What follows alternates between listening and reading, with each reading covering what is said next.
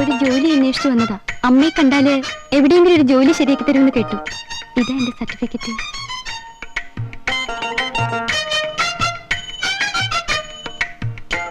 ഇപ്പൊ ജോലിയൊന്നും ഒഴിവില്ല, പോയിട്ട് ഒരു മാസം കഴിഞ്ഞ് വരും. അയ്യോ, അങ്ങനെ പറയരുത്. ഞാൻ അല്പം തിരക്കിലാണ്, പിന്നെ വരും.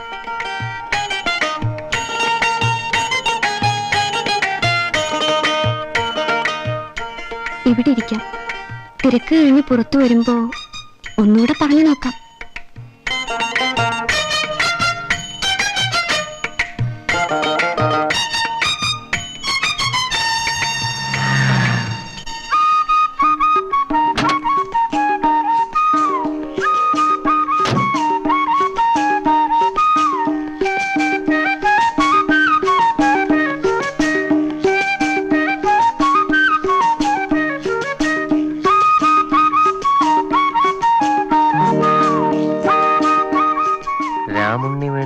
മകളായിരിക്കും. റെക്കോർഡ് പ്ലെയർ എവിടെ ഇരിക്കുന്നത്? ആ, അകത്ത് കാണും. ഓ, വലിയ പണക്കാരന്റെ മോളെന്ന് തണ്ടായിരിക്കും.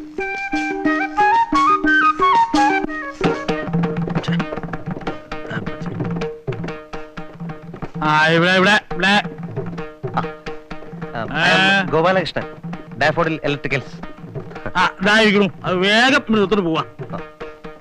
ഞാൻ നോക്കാം. നോക്കണ്ട, അത് ചത്തു. അല്ല, ചിലപ്പോഴേ ചില മൈനർ കംപ്ലൈന്റ്സ് ആയിരിക്കും. അടുത്ത ആഴ്ച പുതിയ കൺസൈൻമെന്റ് വരുമ്പോ ഞാൻ മാറ്റിത്തരാം. താൻ തന്റെ ഇഷ്ടം പോലെ ചെയ്തോളുക. അത് വേഗം ഇവിടെ എടുത്തോട്ട് പോകണം. ഞാൻ എന്റെ പഴയത് ഉപയോഗിച്ചോളാം. അത് എന്റെ കൺമുമ്പിൽ കാണരുത്. അല്ല, ഞാൻ നോക്കട്ടെ. ആ, എടുക്ക. ചേട്ടാ, നോക്കാതെ ഇങ്ങനെ കുഴപ്പമില്ല.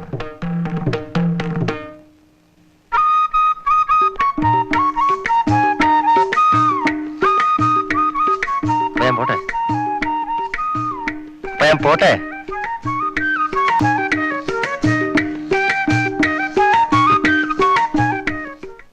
അല്ലെങ്കിൽ താൻ ഒരു കാര്യം ചെയ്യാം, പുതിയത് കിട്ടില്ല വിരോധമില്ല. ആ പണം എങ്കിൽ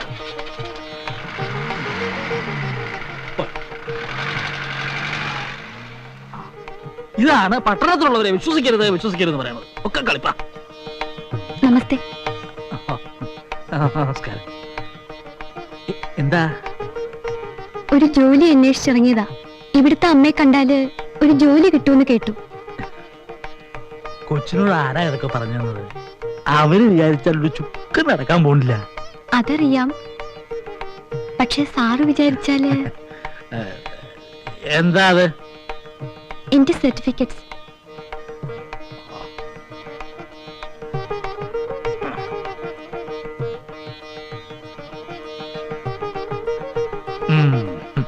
ബിഎക്ക് ഫസ്റ്റ് ക്ലാസ് ഉണ്ട് അല്ലേ? മിടുക്കിയാണല്ലോ. അപ്പൊ എന്തൊക്കെ ജോലി അറിയാം? എന്ത് ജോലിയും ചെയ്യാം. ഇവിടെ ഇപ്പോ ജോലി എന്ന് പറയാൻ ഇപ്പൊ അങ്ങനെ ഇവിടെ പറ്റിയ നോക്കാത്ത ഒരാളെ ആവശ്യമുണ്ട്. ബിഎ പാസ്സായ ഒരാളെ ആവശ്യമില്ലല്ലോ.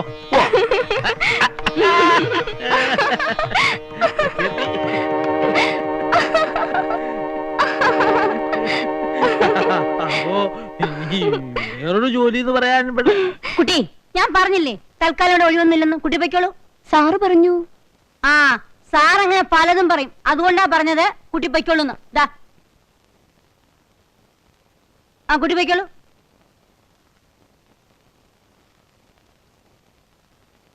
വീട്ടിൽ വരുന്ന ഒരാളോട് ഇങ്ങനെ പെരുമാറുക എവിടുത്തെ മര്യാദയാണോ ഇത്? എനിക്ക് അത്രേ മര്യാദയുള്ളൂ.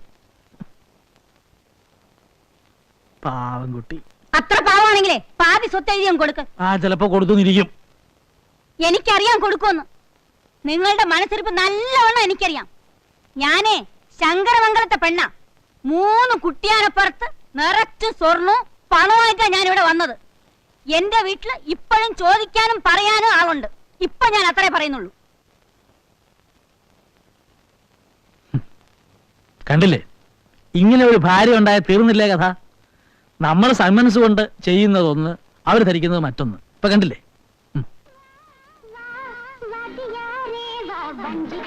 Excuse me.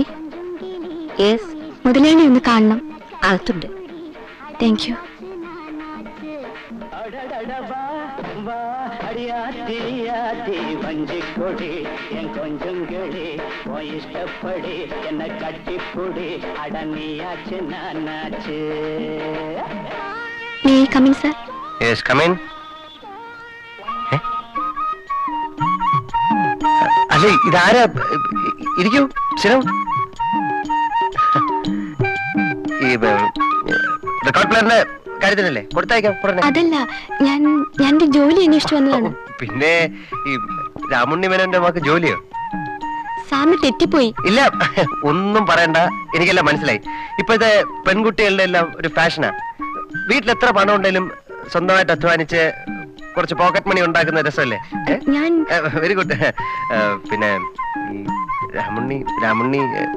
രാമുണ്ണി മേനോന്റെ മകളുടെ സ്റ്റാറ്റസിനെ പറ്റിയ ജോലി. പിന്നെ എനിക്കൊരു സെക്രട്ടറിയുടെ ആവശ്യമുണ്ട്. അത് മതി. See, only if you don't mind. It's all right. ഒരു ജോലി വേണമെന്നേ ഉള്ളൂ. എന്താ പേര്? രേവതി. ഓ, അച്ഛൻ മകളുടെ പേരില എല്ലാ ബിസിനസ് നടത്തുന്നല്ലേ? Revathi tiles, Revathi foods, Revathi mills, എല്ലാം പേരിലല്ലേ? എനിക്ക് പേരിഷ്ടപ്പെട്ടു. താങ്ക്സ്. എന്റെ പേര് ഗോപാലകൃഷ്ണൻ. ഈ സാറ് വിളി നിർത്തി എന്റെ പേര് വിളിച്ചാൽ മതി. പിന്നെ ഇഷ്ടമുണ്ടെങ്കിൽ എന്നെ ഗോപു എന്ന് വിളിക്കാം. ഞാൻ ഒന്നും പറയണ്ട, അങ്ങനെ വിളിച്ചാൽ മതി. Okay? You can be on your seat from today. Thank you. It's my pleasure.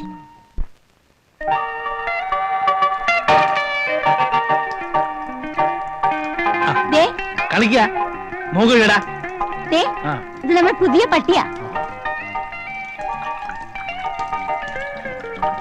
എങ്ങോട്ടാ ഈ പന്നിയെ കൊണ്ട്?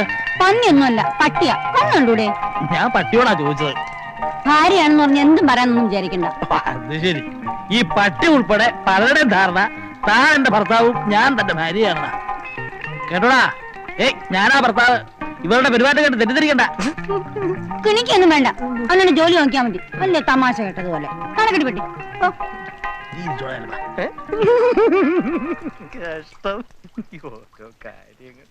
എന്താ ചെല്ലപ്പാ ഒരു ചിരി? തേങ്ങ ഹരി വന്നില്ലല്ലേ?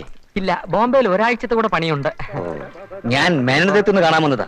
അദ്ദേഹമില്ലേ? അദ്ദേഹം പുറത്തു പോയിരിക്കാ. ഓ സാരമില്ല, ഞാൻ വെയിറ്റ് ചെയ്യാം. അയ്യോ വേണ്ട, അദ്ദേഹം ഗുരുവായൂർ ശബരിമല അല്ല ഗുരുവായൂർ അമ്പലത്തിൽ തൊഴാൻ പോയിരിക്കാ.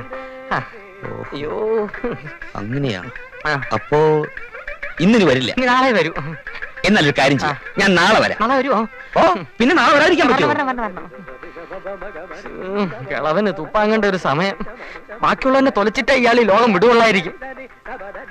ചെല്ലപ്പാ നീ ഓടിക്കോ, ഇവിടെ നിന്ന് അതിന്റെ ശവം പോലും ബാക്കി കിട്ടുകയല്ല.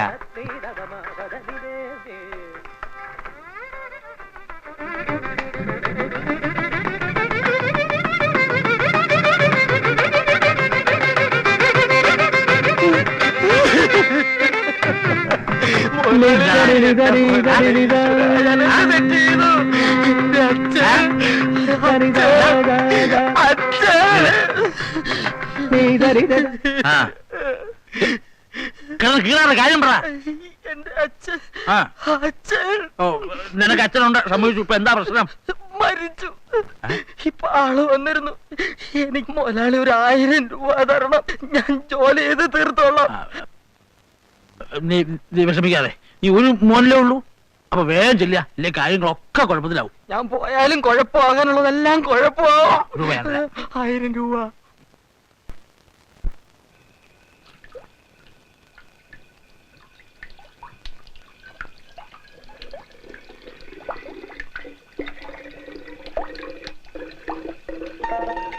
എടാ കഴിവരുടെ മോനെ, ഇങ്ങനെ കച്ചവടം നടത്തിയാൽ മഹാഭാവം കിട്ടൂടാ.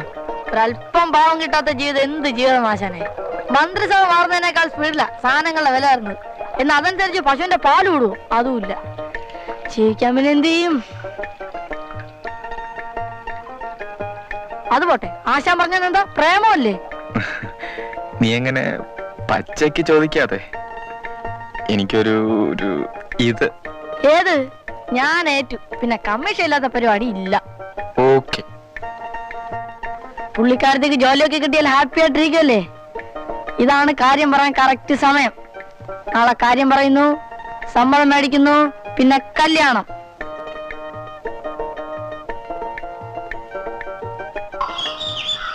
ചേച്ചി ഒന്ന് നില്ല്.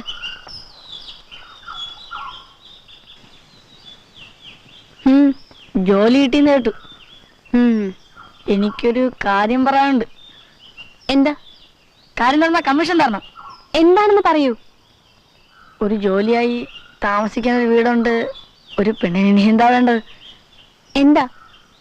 ഒരു ചെറുക്കൻ അല്ലേ? ഓ അതെ അതെ, ഞാനൊരാളെ കണ്ടുവച്ചിട്ടുണ്ട്. നീ തന്നെ ആയിരിക്കും. ഓ അതിനുള്ള ഭാഗ്യമൊന്നും നമുക്കില്ലേ? വേറെ ആരാ? ഏതായാലും ആശാനും ചേച്ചിയും ഭാര്യ ഭർത്താവായി താമസിക്കുന്നുണ്ട്. എന്നാ പിന്നെ അവർക്ക് നടത്തിക്കൂടെ? ഛീ, എനിക്ക് കല്യാണം ആലോചിക്കാൻ നീ ആരടാ? കമ്മീഷൻ കിട്ടുമെന്ന് കരുതിയാ. കമ്മീഷൻ തരാടാ.